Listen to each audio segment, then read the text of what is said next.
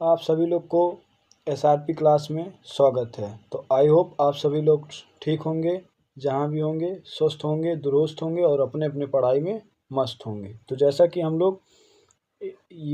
हम लोग biology theory class देख रहे हैं, बायोलॉजी थ्योरी क्लास का ये वीडियो नंबर 2 है। हम लोग AIIMS, BSc nursing, senate, GNM, CIPET, KGMU और आरएमएल, राम मनोहर लोहिया, एजीपीजीआई, ये सब के लिए जितने एग्ज़ाम होते हैं मोस्ट इम्पॉर्टेंट थ्योरी क्लास है।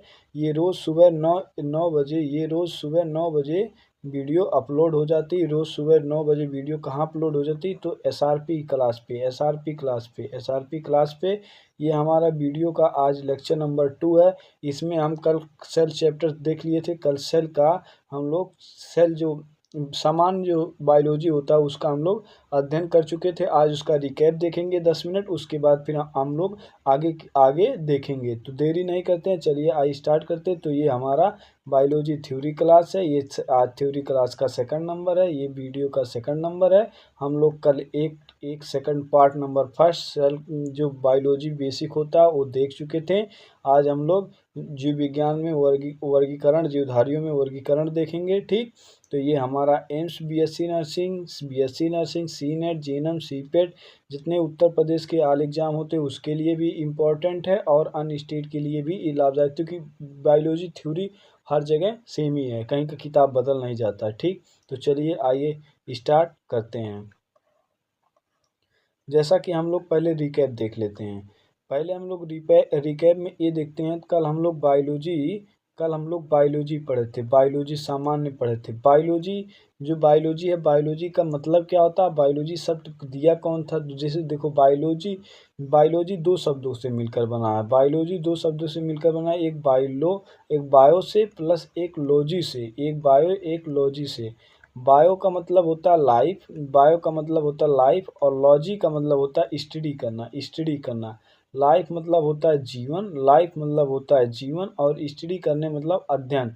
जिसमें जीवन का अध्ययन उसे जीव विज्ञान कहते हैं, जीवधारियों का अध्ययन उसे जीव विज्ञान। अब बायोलॉजी जो है, बायोलॉजी शब्द सर्वप्रथम किसने दिया? तो बायोलॉजी शब्द सर्वप्रथम 1802 ईस्वी में 2 वैज्ञानिक लैमार्क और टेबी-रेनस ने बायोलॉजी को खोज किया, बायोलॉजी शब्द का खोज किया। अब बायोलॉजी शब्द का खोज किया, उसके बाद बायोलॉजी शब्द में जीवधारियों का अध्ययन किया जाता है। तो फिर बायोलॉजी का फादर किसे कहा जाता है? तो फादर ऑफ बायोलॉजी जिसे कहा जाता है, अरस्तू को कहा जाता है। फादर ऑफ बायोलॉजी अरस्तू को कहा जाता है। अब बायोलॉजी को फादर ऑफ अरस्तू जो होते हैं, फादर ऑफ बायोलॉजी जो होता है, फादर ऑफ बायोलॉजी अरस्तू को कहा जाता है। फादर ऑफ बायोलॉजी जो है हमारे, अरस्तू को कहा जाता है, एरिस्टोटल को कहा जाता है। ठीक, उसके बाद अब आता है बायोलॉजी। हमारा 2 पार्ट होता है बायोलॉजी का, 2 पार्ट होता है, एक बॉटनी होता है, एक जूलॉजी होता है। बॉटनी में हम पादप जैसे पेड़ पौधों का अध्ययन करते हैं। जूलॉजी में जीव जंतुओं का अध्ययन करते हैं। बॉटनी का सब थियोफ्रास्टस, इसीलिए इन्हें फादर ऑफ बॉटनी थियोफ्रास्टस को कहा जाता है। इन्होंने हिस्टोरियो प्लांटेनम नामक बुक में 500 अधिक पौधों का वर्णन किया था, इसीलिए इन्हें फादर ऑफ बॉटनी कहा जाता है। ये सब ये पार्ट नंबर 1 जो बायोलॉजी का हुआ था उसमें सब पढ़ाया गया, एकदम डिटेल्स पढ़ाया गया। ये हम आज रिकैप करा रहे हैं। ये जो हमारा हो रहा है ये रिकैप हो रहा है मतलब उस पिछले अध्याय का कुछ उसमें से बातें जो इम्पोर्टेंट थी उसको हम आप लोग को बता दे रहे हैं। ठीक, तो ये हो गया। जंतु विज्ञान के फादर ऑफ जो जूलॉजी था उन्हें हम किसे कहा गया था? अरस्तू क्यों? क्योंकि अरस्तू ने हिस्टोरियो एनिमिलिया एक पुस्तक थी, उसमें 500 से अधिक जीव जंतुओं का वर्णन किया था। ठीक, तो हम लोग इतना कुछ देखे। उसके बाद हम लोग कुछ वो देखे थे कि किसके खोज कौन है। जैसे फादर ऑफ जेनेटिक्स किसे कहा जाता है? मेंडल को कहा जाता है। Father of modern genetics T H. Morgan को कहा जाता है। फादर ऑफ वर्गीकी टैक्सोनॉमी को कैरोलस लिनियस कहा जाता है। फादर ऑफ साइटोलॉजी कोस्टक रॉबर्ट हुक को कहा जाता है।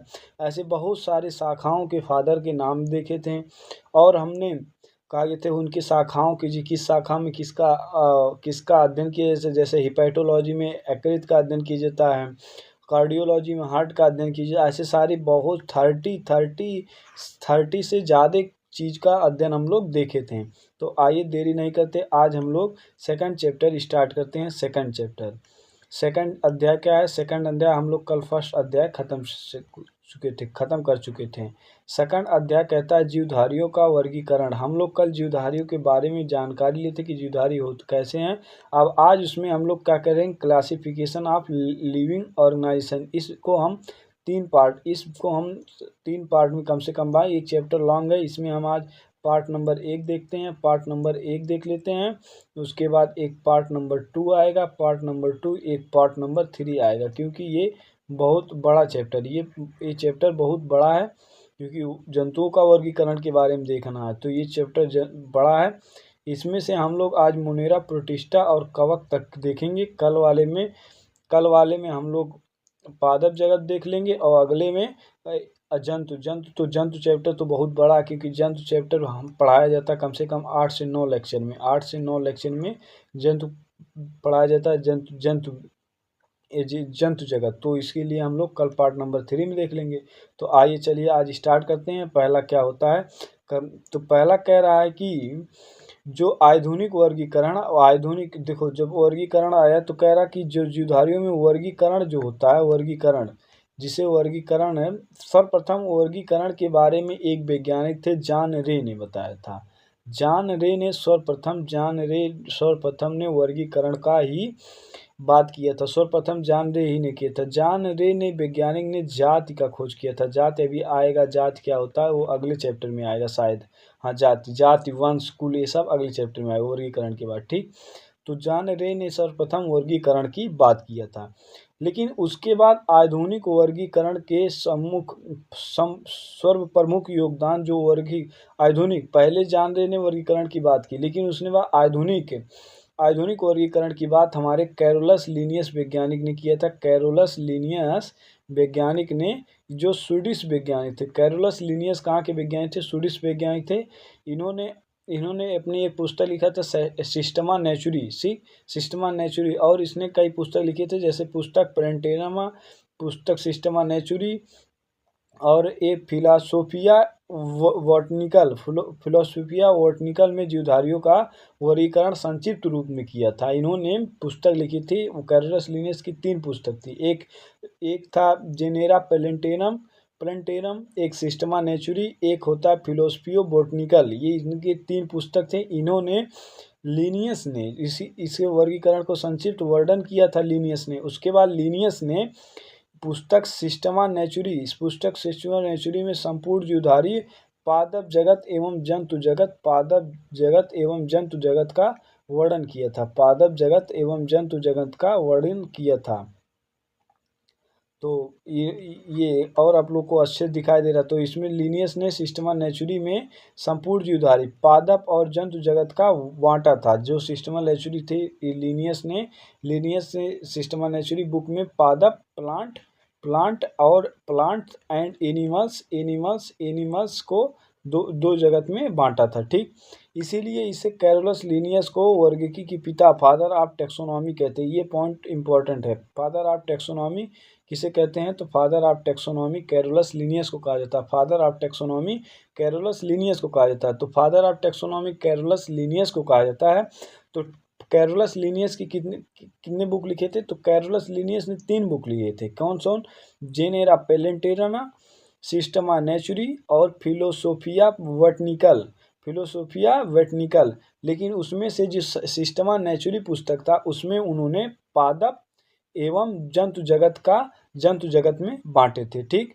अब आता है कि जो सभी जीव होते हैं, मान लो कोई जीव होता है, तो उसकी पहचान, नाम या किस कैटेगरी किस में बांटा जाए, इसकी विशिष्ट लक्षण का अध्ययन इसी सिस्टमा नेचुरी पुस्तक में उन्होंने बताया था। तो उसमें उन्होंने क्या लिखा था? उन्होंने उसमें 4 चरण बताए थे कि कोई जीव है उसके 4 चरण क्या होते हैं। आइए एक एक चरण हम लोग देखते हैं। तो पहला चरण क्या होता है? कोई जंतु है तो उसका पहचान करना होता है। पहचान जैसे शेर, बिल्ली, कुत्ता, ये सब चीज, हाथी, इस सब का पहचान करना। उसके बाद उसका एक नाम, किसी चीज का नाम एक स्थानीय नाम होता है, एक राजकीय नाम होता है। जैसे किसी का लड़के का नाम गाँव में कुछ और रहता है, स्कूल में कुछ और रहता है, किसी किसी चीज़ का एक ही राजकीय और स्थानीय नाम एक ही हो जाता है। तो ऐसे कह रहा है कि कैसे हम जानेंगे कि उसका वह चीज़ एक ही है। तो उन्होंने पहला पहचान किया, नाम बताया तथा स्थान की पहचान कराया, स्थान का पहचान कराया।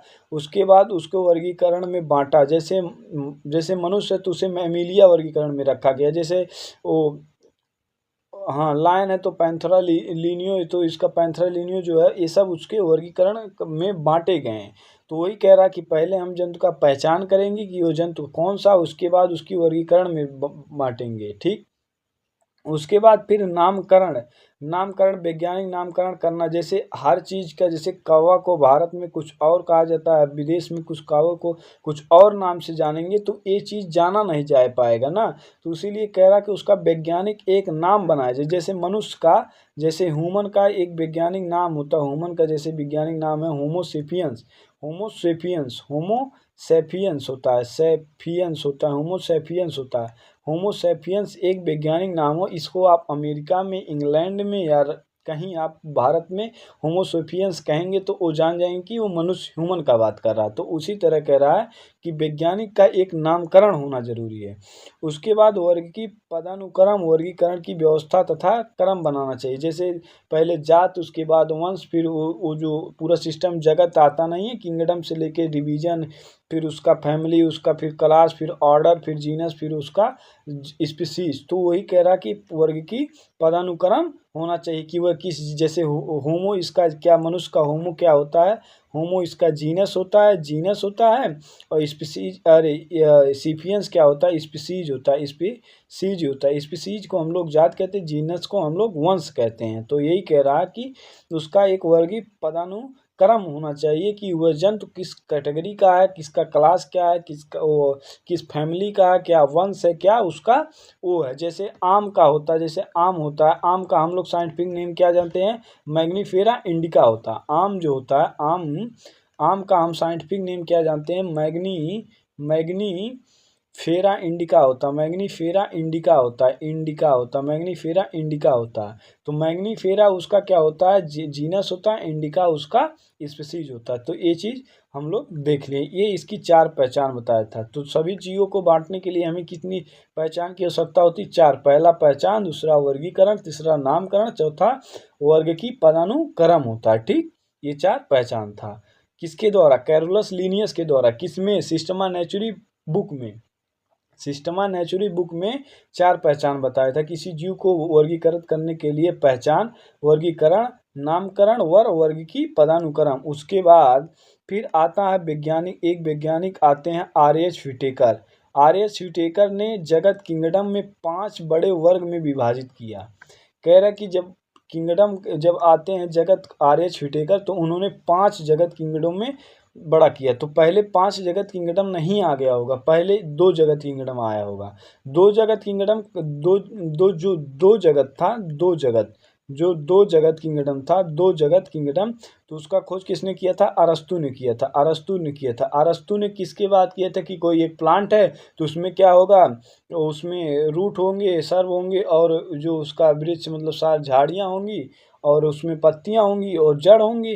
तो ये अरस्तु ने 3 चीज़ देखें कि उसमें क्या होगा, जड़ होंगे और उसके तने होंगे और झाड़ियाँ होंगी। किसी चीज़ में हर्ब, सर्व और ट्री में बात किया था अरस्तु। तो ये चीज़ था, ये चीज़ हर प्लांट पे लागू नहीं है, तो ये फेल हो गया। और इन्होंने कहा कि ये प्लांट के, इन्होंने प्लांट में ये बताया कि जिसमें हर्ब और सर्व और ट्री होगा, वो सर्व होगा, वो सब चाहिए था प्लांट। लेकिन इन्होंने एनिमल में बताया कि जिसमें आरबीसी प्रेजेंट है और जिसमें आरबीसी एब्सेंट है, तो एनिमल में बताया।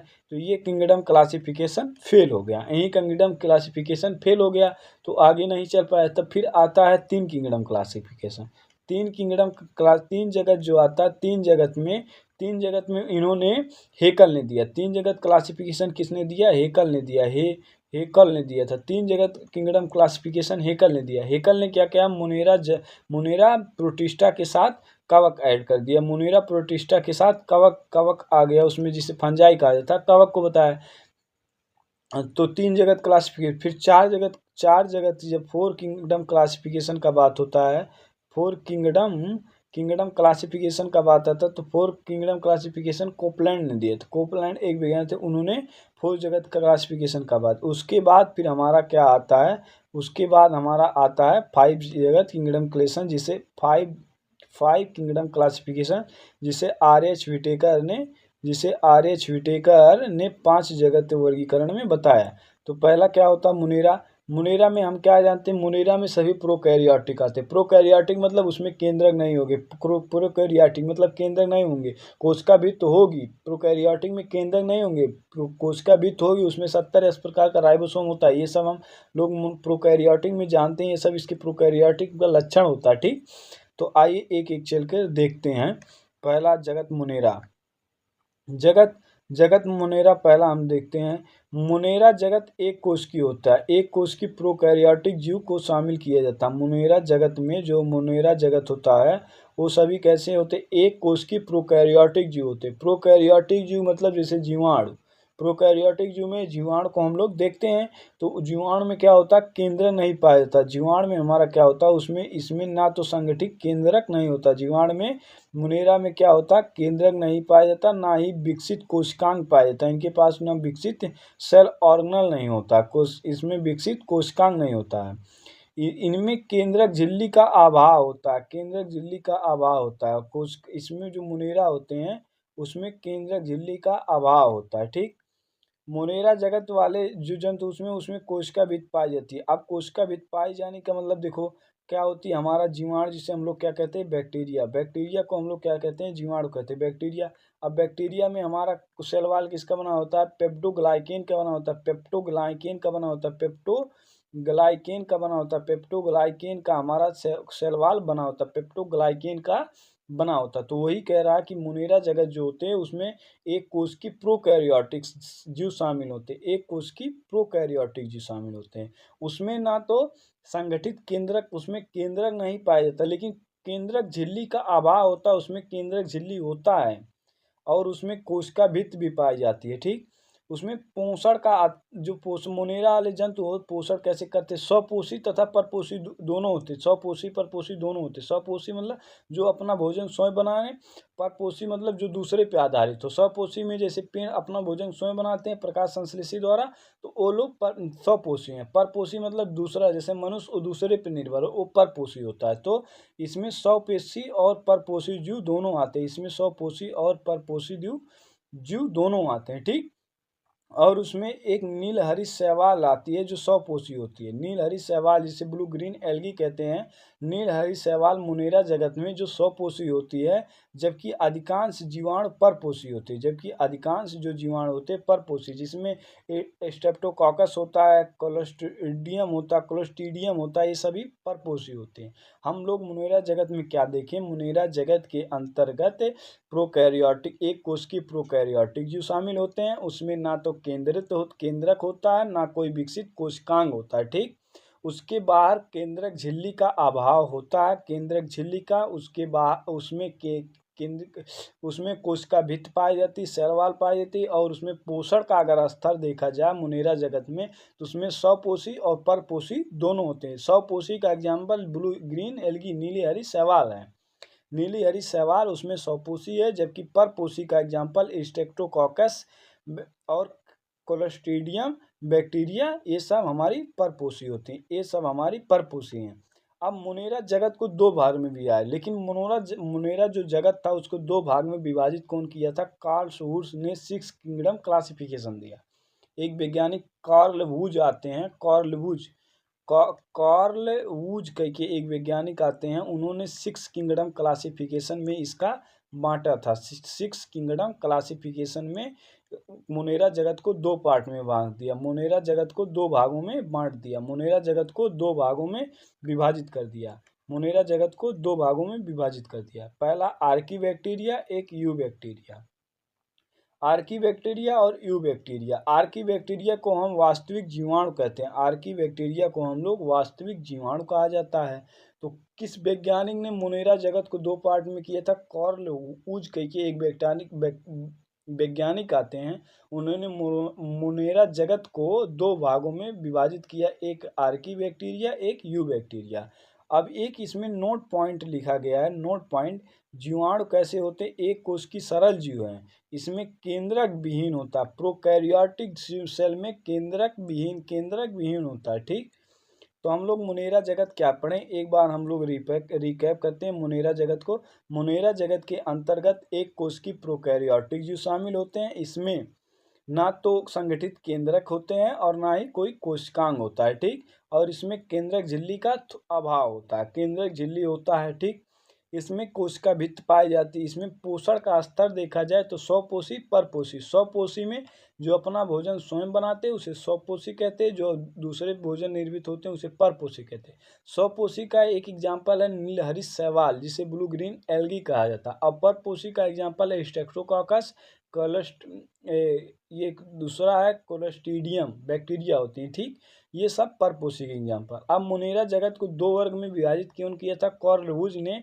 एक वैज्ञानिक थे, उन्होंने 6 किंगडम क्लासिफिकेशन में मुनेरा जगत को एक आर्की बैक्टीरिया, एक यू बैक्टीरिया को हम लोग वास्तविक जीवाणु कह सकते हैं। ठीक, उसके बाद नोट में आया है कि जीवाणु एक सरल जीव है जिसमें केंद्रक विहीन होता है, जिसमें जीवाणु एक कोश की सरल जीव है जिसमें केंद्रक विहीन होता है। ठीक, हम लोग ये सब देख लिए। और अगला कह रहा कि साइनोबैक्टीरिया जो होता है, साइनोबैक्टीरिया एक नीलहरी शैवाल जीवाणु का एक संघ है, नीलहरी शैवाल और जीवाणु का एक संघ है जो प्रकाश संश्लेषण से स्वयं ऊर्जा उत्पन्न करता है। प्रकाश संश्लेषण से स्वयं ऊर्जा उत्पन्न करता है कौन, नीलहरी शैवाल। नीलहरी शैवाल और जीवाणु एक संघ है जिसमें प्रकाश संश्लेषण स्वयं ऊर्जा उत्पन्न करता है, जिसका उदाहरण एनाबीना, नॉन-स्टॉक आदि होते हैं, नॉन-स्टॉक आदि होते हैं, एनाबीना, नॉन-स्टॉक आदि होते हैं। ठीक, तो स्वपोषी का एग्जाम्पल कौन कौन होते हैं, नीलहरी शैवाल होता है, एनाबीना होता, नॉन स्टॉक होते हैं। ठीक, तो हम लोग इतना मुनेरा जगत का देख लिए। अगर भाई वीडियो अच्छी लगे थ्योरी क्लास का तो चैनल को जरूर सब्सक्राइब करिए, और सब्सक्राइब अगर अच्छा लगे तो लाइक जरूर बताएं। ठीक, और कमेंट में बताएं थ्योरी क्लास कैसा बन रहा है, अच्छा लग रहा है कि नहीं आप लोगों को थ्योरी। तो ठीक, चलिए और आगे देखते हैं। आगे हम जब चलते हैं सेकंड पेज पे, तो सेकंड पेज पे हमारा क्या आता है, सेकंड पेज में हमारा प्रोटिस्टा आता है। सेकंड में हमारा क्या आता है, जगत प्रोटिस्टा, जिसमें हमारे क्या कहते हैं, बहुकोशिकीय जीव आते हैं, जिसमें बहुकोशिकीय जीव आते हैं। इसके प्रोटिस्टा के अंतर्गत एक कोशिकीय यूकैरियोटिक आते हैं, इसके अंतर्गत एक कोशिकीय यूकैरियोटिक जीव सम्मिलित हैं। हालांकि ये सभी बहुकोशिकीय जीव होते हैं, जैसे समुद्री घास हो गया और एक क्लैप हो गया, समुद्री घास और एक क्लैप, ये सभी बहुकोशिकीय जीव में आते हैं। ठीक, तो इनकी कोशिकाओं में केंद्रक तथा झिल्ली युक्त कोशिका पाई जाती है। जो प्रोटोजोआ होते हैं, इसकी कोशिकाओं में केंद्रक, झिल्ली तथा कोशिका पाई जाती है। इन्हीं जीवों को हम लोग प्रोटिस्टा कहा जाता है। ठीक, अधिकांश जो प्रोटिस्टा जल में पाए जाते हैं, ये प्रोटिस्टा कहाँ पाए जाते हैं, जल में पाए जाते हैं, और भूमि एवं जंतु तथा पादप के शरीर में भी पाए जाते हैं ये, और आर्द्र भूमि एवं जंतु के पादप शरीर में भी पाए जाते हैं। प्रोटिस्टा स्वपोषी एवं विषमपोषी दोनों होते हैं। प्रोटिस्टा हमारे स्वपोषी एवं विषमपोषी दोनों होते हैं। जैसे डायटम हो गया, जो प्रोटोजोआ मलेरिया रोग बनाता है, प्रोटोजोआ, यूग्लिना को हम लोग क्या कहते हैं, पादप, अरे यूग्लिना को हम लोग क्या कहते हैं, अरे भाई यूग्लिना को हम लोग कहते हैं, हाँ बताते हैं, यूग्लिना। उसके बाद पैरामीशियम, करोला, अमीबा, एक कोशिकीय शैवाल आदि इसी जगत में। अमीबा में कैसा होता है, अमीबा में खंडन कैसा होता है, बाइनरी फिशन द्वारा खंडन होता है। विखंडन, अमीबा जो विखंडन होता है बाइनरी फिशन द्वारा होता है। ये क्वेश्चन हमारे बीएससी नर्सिंग 2023 में क्वेश्चन पूछा गया था, 2023 में क्वेश्चन पूछा गया था। ठीक, तो वही कह रहा है कि प्रोटिस्टा क्या होता है, जगत प्रोटिस्टा में क्या होते हैं, प्रोटिस्टा में एक कोशिकीय यूकैरियोटिक जीव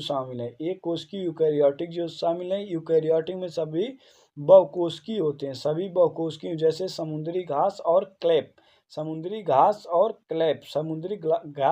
क्लैप होते हैं। इन कोशिकाओं में केंद्रक तथा कोशिका झिल्ली युक्त कोशिका पाई जाती है। इन इन कोशिकाओं में केंद्रक तथा झिल्ली कोशिका पाई जाती है। इस जीवों को प्रोटिस्टा कहा जाता है। अधिकांश प्रोटिस्टा जो होते हैं जल में पाए जाते हैं। आंध्र, नमी तथा जंतु और पादपों के शरीर में भी पाए जाते हैं। प्रोटिस्टा हमारे स्वपोषी और विषमपोषी दोनों होते हैं, जैसे डायटम हो गया, प्रोटोजोआ हो गया, एगुलेना हो गया, पैरामीशियम हो गया, करेला हो गया, अमीबा हो गया, एक कोशिकी शैवाल, ये सभी इसी जगत के सदस्य हैं। ठीक, तो हम लोग प्रोटिस्टा तक आज देखते हैं। उसके बाद हम लोग कल कवक का पढ़ेंगे। कल पार्ट नंबर 2 जो इसका आएगा, पार्ट नंबर जो 2 आएगा, इसका जो पार्ट नंबर 2 में हम लोग कहाँ से स्टार्ट करेंगे? कवक से स्टार्ट करेंगे। पहले हम लोग रिकैप करेंगे, उसके बाद कवक से स्टार्ट करेंगे। ठीक, और हमारा क्या कहते हैं, ये जो थ्योरी क्लास है ये 9 AM पे सुबह के मॉर्निंग टाइम पे ASRP क्लास चैनल पे अपलोड हो जाता है। SRP क्लास के चैनल पे अपलोड हो जाता है। आप लोग ज़्यादा से ज़्यादा लोग देखिए, शेयर करिए, लाइक करिए। अच्छा लगे तो हमें ज़रूर बताइए। ठीक, और शाम को हमारा 3 PM पे, शाम को 3 PM पे हमारा MCQ क्लास जो थ्योरी होता है उसी का MCQ क्लास भी होता है। जो थ्योरी होता है उसी का MCQ क्लास भी होता है। जैसे कल बायोलॉजी का समान परिचय का MCQ क्लास, हाँ, कल आप लोग को 3 PM मतलब मिल जाएगा। आज 3 PM पे आप लोगों के पास ये मिल जाएगा MCQ क्लास। ठीक, तो आज हम लोग इतना देखते हैं, बाकी कल हम लोग कवक से स्टार्ट करते हैं। ठीक।